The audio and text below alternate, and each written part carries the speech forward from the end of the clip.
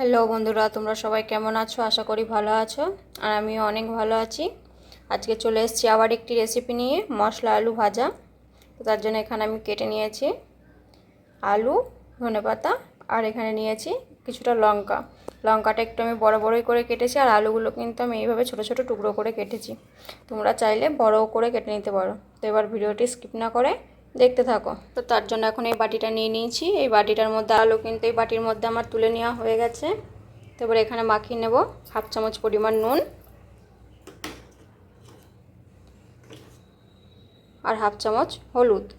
তো এটাকে এবার ভালোভাবে এখানে মাখিয়ে নেব। এটা কিন্তু আমার ভালোভাবে মাখানো হয়ে গেছে। তো এটাকে 5 থেকে 10 মিনিটের জন্য আমি এইভাবে ঢাকা দিয়ে একটু রেখে দেব। গ্যাস জ্বেলে দিয়েছি, আর একটা হাতায় করে আমি কিন্তু এখানে 1 চামচ, ছোটো চামচের 1 চামচ জিরে কিন্তু এখানে ভালোভাবে ভেজে নিচ্ছি। এটা দিলে কিন্তু সেন্টটাও খুব ভালো আসে, আর খেতেও কিন্তু খুবই টেস্টি হয়। তো চলো, যার জন্য এটা পুড়ে না যায় তার জন্য এটাকে কিন্তু এইভাবে নাড়তে থাকছি। এটা ভাজা হয়ে গেছে, এখন গ্যাসটাকে অফ করে দিচ্ছি।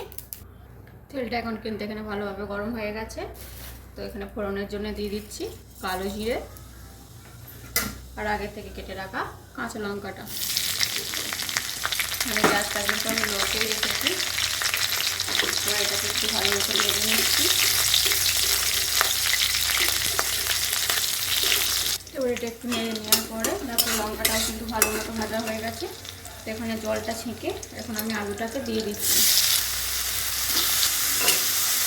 এখানে নুন আর হলুদ মাখিয়ে কিন্তু আলুটা মাখানো ছিল। নুনের যদি এখানে প্রয়োজন হয় তবেই কিন্তু নুন দেবো, নাহলে কিন্তু দেওয়ার কোনো প্রয়োজন নেই। তাহলে এখানে দেখো আলুটা কিন্তু আমার অনেকটাই ভাজা ভাজা হয়ে গেছে। তো এখানে যেহেতু নুন মাখানোর পর একটু জল বেরিয়েছিল, তার জন্য নুনটা অল্প আসতে এখানে আমি আর অল্প পরিমাণে নুন দিয়ে দিলাম। আলুটাকে আমি এখন 60% মতো সিদ্ধ করে নেব। তো এখন আমি ঢাকাটা খুলে নিচ্ছি। দেখো আলুটা কিন্তু অনেকটাই ভাজা ভাজা হয়ে গেছে, আর আলুটা কিন্তু লাল লাল হয়ে গেছে। এখানে দেখতেই পাচ্ছ খুঁজিতে পর্যন্ত আলুটা অনেকটাই কেটে যাচ্ছে। তো চলো এবার একে একে আমি মশলাগুলো কিন্তু এখানে দিয়ে দিচ্ছি। হাফ চা চামচ ধনে গুঁড়ো দিয়ে দিচ্ছি, শুকনো লঙ্কার গুঁড়ো অল্প, আর দিয়ে দেবো হাফ চামচ কাশ্মীরি লঙ্কার গুঁড়ো, হাফ চামচ মিট মশলা। আমার এখানে পরিমাণটা কম, তাই পরিমাণও দিচ্ছি কম। তোমরা চাইলে কিন্তু এখানে তোমাদের পরিমাণ অনুযায়ী কিন্তু এখানে একটু কম বেশি দিয়ে নেবে। আর দিয়ে দিচ্ছি এখানে ভাজা জিরেটা। তো সব কিছু এবার একসঙ্গে আমি ভালো মতো নেড়ে নিচ্ছি। আর মশলাটা যাতে পুড়ে না যায় তার জন্য আমি এখানে দিয়ে দিচ্ছি অল্প জল, যাতে করে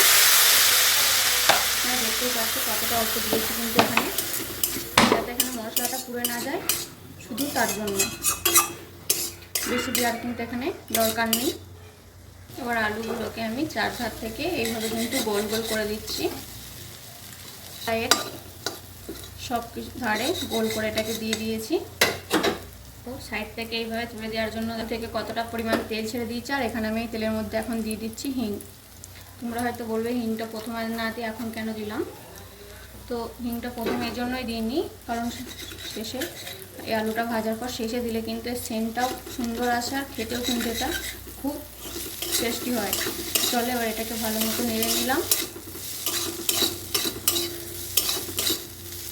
পাতাটা কেটে রেখেছিলাম সেটা কিন্তু এখানে দিয়ে দিচ্ছি ভালো মতো ধুয়ে। আরও কিছুক্ষণ আমি ঢাকা দিয়ে এটাকে রান্না করে নেব। এখন আমি ঢাকনাটাকে খুলে নিচ্ছি। আর দেখো এটা কিন্তু আমার পুরোপুরি ভাজা হয়ে গেছে, দেখতেই পাচ্ছ পুরো আলুটা কিন্তু এখানে গলে গেছে। এবার এটাকে নামিয়ে নিই। তো দেখো আমার কিন্তু এখন এটা মশলা আলু ভাজাটা রেডি হয়ে গেছে। তো আমি এখন এখানে নামিয়ে নিয়েছি। রেসিপিটি ভালো লাগলে কিন্তু অবশ্যই কমেন্টে জানাতে ভুলবেন না। ভিডিওটি লাইক করে দেবেন, চ্যানেলটাকে সাবস্ক্রাইব করে দেবেন।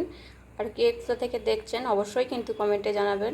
কমেন্ট কিন্তু অনেকেই করে, তো জানতে তো পারি না কে কোথা থেকে কমেন্ট করছে বা কোথা থেকে দেখছে। অবশ্যই কিন্তু কমেন্টে জানাবেন। তো আজকের মতো এখানেই শেষ, দেখা হচ্ছে আবার পরবর্তী ভিডিও নিয়ে।